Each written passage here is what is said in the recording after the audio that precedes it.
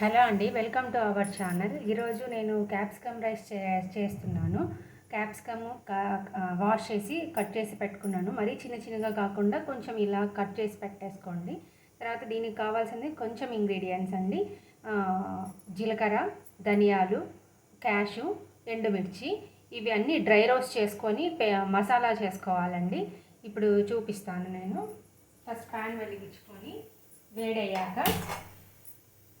Already rice పెట్టేసుకున్నానండి. ఇది రైస్తో పాటు పెట్టేది కాదు, సపరేట్గా మసాలా పేస్ట్ చేసుకొని వేసుకోవాలి.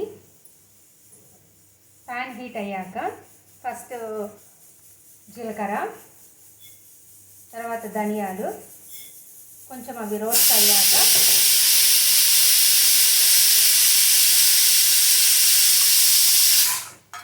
కొంచెం అవి అన్నీ డ్రై రోస్ట్ అండి చేసేది. డ్రై రోస్ట్ అయ్యాక లైట్గా కొంచెం వేగిన తర్వాత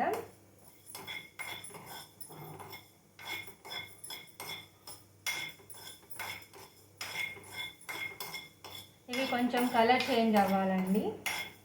ఇది కలర్ చేంజ్ అయ్యాక ఎండుమిర్చి వేసుకుంటున్నాను.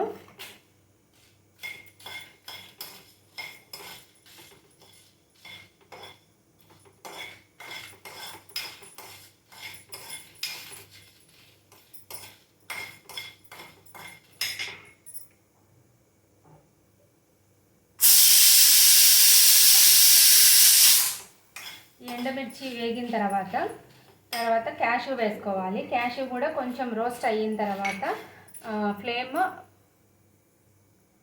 ఆఫ్ చేసేసుకొని ఇవి పూర్తిగా చల్లారిన తర్వాత పౌడర్ చేసుకోవాలండి. ఇప్పుడు ఆల్రెడీ నేను పౌడర్ చేసి పెట్టేసుకున్నానండి. అవి వేయించినవి ఎండుమిర్చి, క్యాషు, తర్వాత జీలకర్ర, ధనియాలు అన్నీ కలిపి పౌడర్ చేసి పెట్టేసుకున్నాను. ఈ తర్వాత దీనికి తిరువాత వేసుకుంటామండి. ఇది క్యాప్సికమ్ రైస్కి రెడీ చేస్తున్నాను. అది మసాలా పౌడరు. నేనైతే ఒక చిన్న గ్లాస్కి సరిపోయేంత మసాలా వేసి పెట్టాను. బట్ మీరు కావాలంటే అది చేసి పెట్టేసుకున్నా కూడా ఏం అవ్వదు, నిల్వ ఉంటుంది. అన్నీ వేయించినవి డ్రై రోస్ట్ కాబట్టి ఏం అవ్వదు, నిల్వ ఉంటాయి. తర్వాత ప్యాన్ హీట్ ఆయిల్ వేడెక్కింది. దీనికి పోపు దినుసులు వేస్తున్నాను. శనగబ్యాళ్ళు, మినబ్యాళ్ళు, ఆవాలు, కొంచెం జీలకర్ర, కరివేపాకు,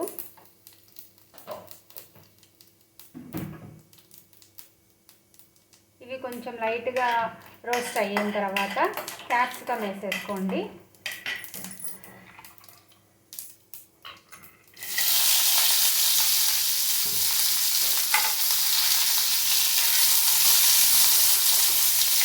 క్యాప్సికమ్ అంతా వేగిన తర్వాత ఆ పౌడరు మసాలా పౌడర్ వేసేసి దీంట్లో రైస్, సాల్ట్, నిమ్మరసము వేస్తామండి టేస్ట్కి తగ్గట్టు. ఎండుమిర్చి మీరు ఎంత రైస్ తీసుకుంటున్నారో మీ కారంకి తగ్గట్టు మీరు తీసుకోండి. నేనైతే 4 తీసుకున్నాను. నేను చిన్న గ్లాస్ రైస్ చేశాను కాబట్టి దానికి సరిపడంతా తీసేస్తున్నాను. మీరు తినే కారంని పట్టించి తీసుకున్న రైస్ని పట్టించి తీసుకోవచ్చు.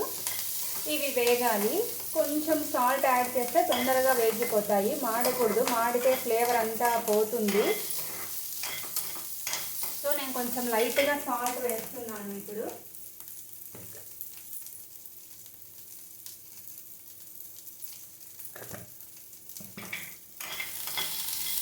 సాల్ట్ వేస్తే కొంచెం ఫాస్ట్గా వేగుతాయి అనేసి నేను సాల్ట్ వేసానండి కొంచెం లైట్గా.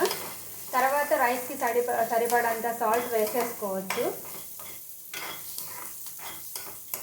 నేను వేరే గ్రీన్ చిల్లీస్ అలా పచ్చిమిరపకాయలు ఏమి యూజ్ చేయట్లేదండి. ఎందుకంటే కారానికి సరిపడా రెడ్ చిల్లీస్ వేసేసుకున్నాను. ఆల్రెడీ క్యాప్సికమ్ కూడా కొంచెం కారంగా ఉంటుంది కాబట్టి ఇంకొంచెం వేగితే సరిపోతుంది. ఇది కట్ చేసి చూస్తే తెలుస్తుందండి వేగినాయా లేదా అనేసి. క్యాప్సికము ఏవైనా ఆలు అవైనా కూడా.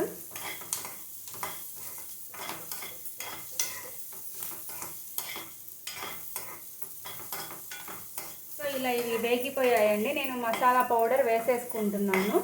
వేసేసుకొని తర్వాత రైస్ వేసేసుకోవాలి. నేను దీనికి సరిపడా వేసేసుకున్నాను. తర్వాత రైస్ టేస్ట్ చూసి కూడా వేసుకోవచ్చండి. అంతా ఒకటేసారి కాకుండా కూడా మీరు కొంచెం వేసి తర్వాత రైస్ వేసి టేస్ట్ చేశాక కూడా వేసుకోవచ్చు కారం సరిపోయిందా లేదా అనేసి.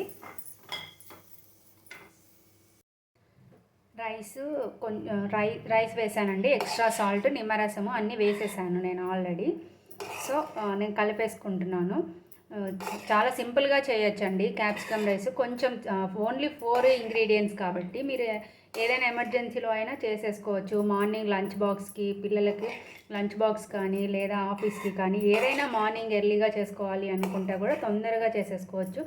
దట్టు ఇది మసాలా ఆల్రెడీ ప్రిపేర్ చేసేసి పెట్టేసుకున్నారనుకోండి ఇంకా ఈజీగా అయిపోతుంది. ఓన్లీ 10 మినిట్స్లో అయిపోయే రెసిపీ అండి. క్యాప్సికమ్ రైస్ రెడీ అండి. Thank you for watching. Please like, share and subscribe.